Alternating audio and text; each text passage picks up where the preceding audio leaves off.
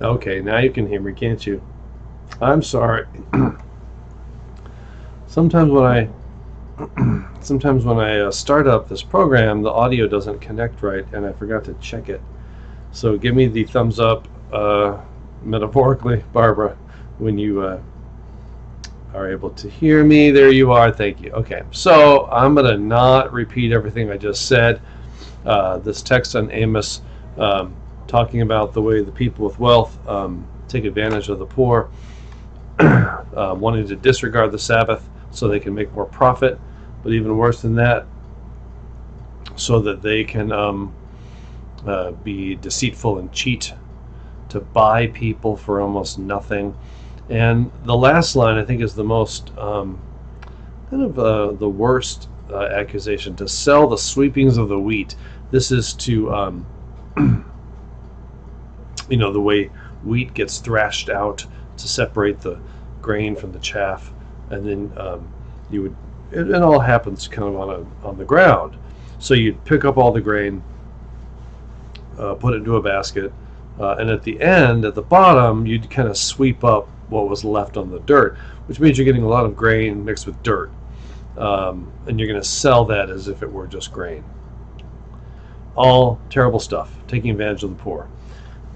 Keep that in mind as we look at Luke, which is one of the, if not the hardest parable of Jesus to interpret. And I'm not going to be able to tell you I know the answer to how to interpret it, but let's see what we can do with it. Luke 16, then Jesus said to the disciples, there was a rich man who had a manager, and charges were brought to him that this man was squandering his property. So he summoned him and said to him, what is this that I hear about you? Give me an accounting of your management, because you cannot be my manager any longer. Then the manager said to himself, what will I do now that my master is taking the position away from me? I am not strong enough to dig, and I am ashamed to beg. I've decided what to do so that when I am dismissed as manager, people may welcome me into their homes. So summoning his master's debtors one by one, he asked the first, how much do you owe my master? He answered, 100 jugs of oil. He said to him, take your bill, sit down quickly, and make it 50. Then he asked another, how much do you owe? He replied, 100 containers of wheat. He said to him, take your bill and make it 80. And his master commended the dishonest manager, because he had acted shrewdly. For the children of this age are more shrewd in dealing with their own generation than are the children of light. And I tell you, make friends for yourselves by means of dishonest wealth, so that when it is gone, they may welcome you into the eternal homes. Whoever is faithful in a very little is faithful also in much, and whoever is dishonest in a very little is dishonest also in much. If then you have not been faithful with the dishonest wealth, who will entrust you with the true riches? And if you have not been faithful with what belongs to another, who will give you what is your own? No slave can serve two masters, for a slave will either hate the one and love the other, or be devoted to the one and despise the other. You cannot serve God and wealth.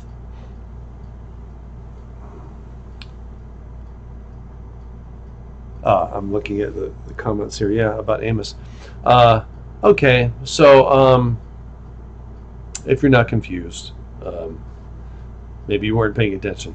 Again, I think this is probably the most difficult parable of Jesus to interpret. You can get to one point and think, oh, okay, I think it means this, and then the stuff that Jesus says later, so like, what? I don't get it. All the commentaries I read, there's just no consensus on exactly how to interpret this parable, which makes it very difficult to preach on. Now, how to make sense of what this manager, which, by the way, the same word for steward, it comes from the same root word for economist, which is a manager of a household. So this household manager, or manager of this rich man's estate, apparently has gotten caught either, I don't know, it doesn't say. Was he cheating the rich man? Was he failing to collect the debts that were owed, and therefore not paying and not putting into the estate what should be there? Was he just lazy? We really don't know. But somehow the rich man finds out he's not doing his job very well. And he says, give me an accounting of your stewardship, of your management of the household. Because you're done. I'm done with you. You failed. So the manager says, well, I do. I'm about to be without a job. And I'm not going to dig and I'm not going to beg. So what I'm going to do is I am going to take advantage of this situation and befriend the people who are in debt to the rich man, so that they might show me a favor when I'm in need. So he brings them around and he asks them how much they owe, and they tell him, and he cuts it down. Now, the question is, why is he doing this? And a couple of interpretations are that he is foregoing the interest that these people owe the master, because interest is, in the Old Testament, collecting interest in a way that takes advantage of people, or super high interest rates, is forbidden. So maybe he's doing that.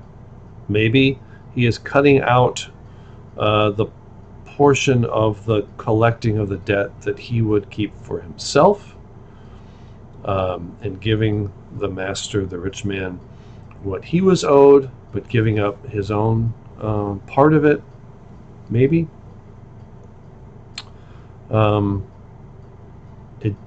Or is he just doing this purely in self-interest to make these people like him, without any regard for what the master is actually going to get? It's not clear. However you interpret that, it should be seen as a surprise when we get to verse 8, and his master commended the dishonest manager because he had acted shrewdly or wisely.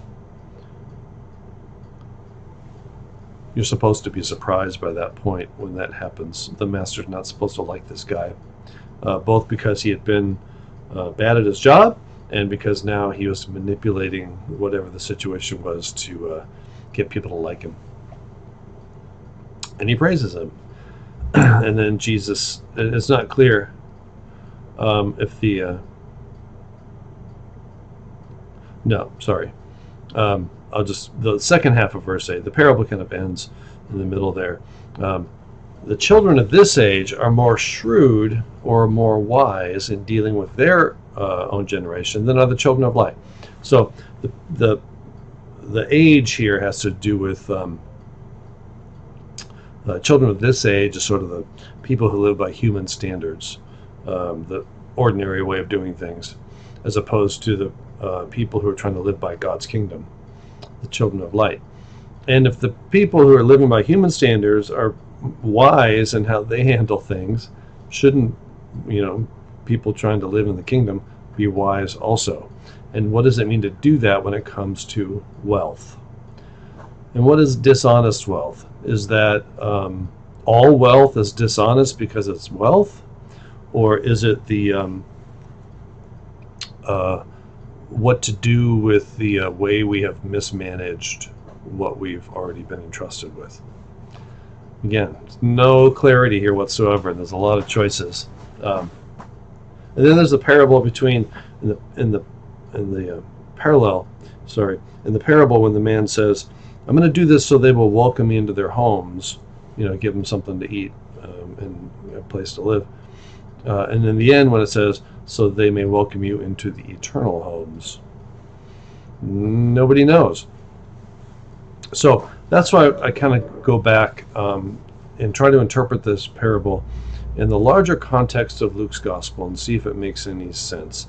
And so keep in mind what we heard from Amos is not it is complementary to what Luke's gospel is about, which is a central concern for the poor and needy, and that showing mercy to the poor and needy is at the heart of how people respond to the good news of God's mercy towards us.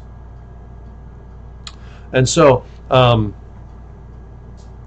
what's going on? Well, the other thing in Luke's gospel is that from the very beginning, as you may well know, the emphasis is on how the poor and the needy, the lowly, will end up on top in God's kingdom, and the wealthy and the powerful will end up at the bottom or last. Doesn't mean they're excluded. It means that they're no longer privileged. And so the good news then elicits a response. Makes you rethink your positioning of yourself by worldly standards versus by God's standards. So perhaps in this parable, this manager, in befriending the poor and the needy, those who are indebted to the rich man, is preparing himself to be befriended when the poor and the needy are lifted up. And so maybe it's an encouragement to think about how we use whatever we have to benefit, to befriend those who are poor and needy, knowing that that's where God's priorities are. And instead of, trying to get the rich and the powerful to like us, to take care of those who are in need, because the great reversal is coming. And so the problem with all this and with the manager is that it's all sounds like it's rooted in a lot of self-interest. Like, I'm doing everything so that it gets me what I want. And that, might be partly valid, but it might also kind of mess things up when we're only thinking about how to live in ways that ultimately benefit us, especially when it comes to how we live in God's mercy.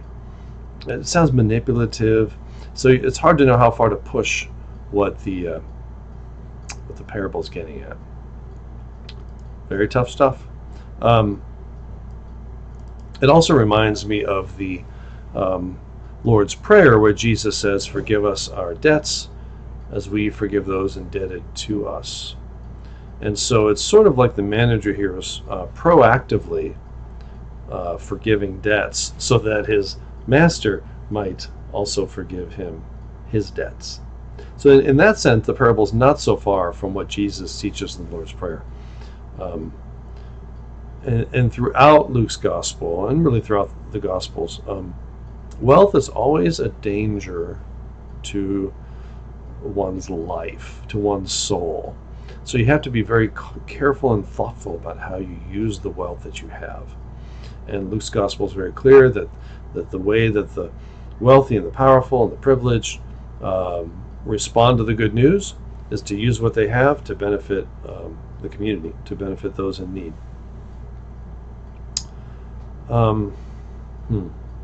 So maybe what the text is urging us to consider is, how do we use wealth? And we might think of wealth as resources, talents, money, education, degrees. How do we use all of that to lift up those in need, along with everything else that we have to do? Let's see here. What lesson is here about transactional rather than unconditional love? Yeah, that's kind of what I was getting at. Is it all sounds very transactional, and is that what Jesus is praising, or is that just a part of the story that we're supposed to kind of get something else out of it other than that? It seems a little too cynical. One thing about this parable and all the parables, but this one in particular, is if it doesn't leave you with a lot of questions and wrestling, then you really aren't paying attention to it. The parables are meant to become this seed that is planted that we wrestle with, not that gives us quick and easy answers. And usually that's what we want, the parable to give us quick and easy answers about how to follow, how to live, how to have faith. And often we want the preacher who's preaching on these parables to give us the quick and easy answer. So it might be more my job in preaching to help raise the questions and give perhaps a container within which we can wrestle with them. Maybe excluding some of the unnecessary questions and things that really aren't helpful, but not resolving it all. There's a lot of tension here that shouldn't be resolved. And the last part of the text, you get the rather well-known verses about you can't serve two masters. So you can't serve God and wealth. So what does it mean to serve wealth? Well, the man in the parable, to serve wealth, would have been something to do with how he acted according to the rich man's benefit. But what he does is actually not benefiting the rich man at all. It's benefiting those in need. And therefore, it benefits him because those in need are in God's favor. You cannot serve God and wealth. So maybe we have to ponder some more how it is we serve wealth, or how we serve God with wealth, which I think is ultimately the point. Let's see here. The reward for doing good is to feel gratitude that God has given us the grace, the gift of generosity, not because we are good, but because God is good. Right. And we can never get around the issue that when we do something, there is some benefit for us. And even if the benefit is just living in the freedom and the joy of God's grace fully, it's impossible to get around this problem of the transactional nature of our faith and how we relate to each other and how we use our money. The gospel, of course, is not transactional in its core, because grace is not transactional, it's a gift. But then we respond to it, and we get kind of caught up in lots of back and forth stuff. And I don't think we ever fully resolve that back and forth stuff, except to keep hearing the good news in a way that frees us. And of course, in Luke's gospel and in our whole Lutheran tradition, to really have faith in the gospel is to be set free. And if you're truly set free, then you are free to use your wealth in ways that further God's kingdom rather than simply further your own self-interest. Furthering God's kingdom certainly means helping the poor and the needy, and not simply helping them in a charity sense, but perhaps using wealth to transform the way our world works. It doesn't mean we don't also still have room to take care of ourselves and our families. But when we're not freed from our enslavement to wealth, to take the metaphor here in a different direction, when we're not freed from it, then we live really unable to fully experience what the good news is about. So, lots to wrestle with, and I'll try to wrestle with it some more on Sunday. I don't think I'll have any more answers, but maybe some more directions. And I like this idea that I said earlier, that there's an appropriate space within which to wrestle with the text and maybe eliminate some of the unnecessary wrestling that isn't helpful, but not to narrow it down so much to a little nugget that says, here's what Jesus meant. Wasn't that easy? It's not supposed to be easy. It's not supposed to be straightforward. It's supposed to continue to be at work in us as we try to find our way to be faithful. All right, so this Sunday, several things are happening. We're starting up our Holy Moly Sunday School, so I hope parents with young kids will bring them to join me for that at 9. But then after worship, after hospitality, we are having our first Sunday symposium, a once a month conversation around a theme. And this theme is to use the ELCA social, not social statement, but social something. Sorry, I forgot the terminology. On government and civic engagement in democracy in the United States. I think we're going to have a really good conversation around that. And also, as we do this, we're trying to model good conversation. It's an important part of doing this. And also, I'm starting a new adult forum in 2 weeks on having difficult conversations and how the church might be called to be the people who can stand in that difficult spot in between in conversations, and instead of trying to win or be right all the time, to try to build up relationships. I'll leave it at that. There's more information about that in the email that just went out today. Thank you for joining me. I'll trust you can let this text wrestle with you as you wrestle with it, and Sunday maybe we'll all find some way to know what's going on here and where the good news is for us, because there always is good news in there for us. Thank you for joining me.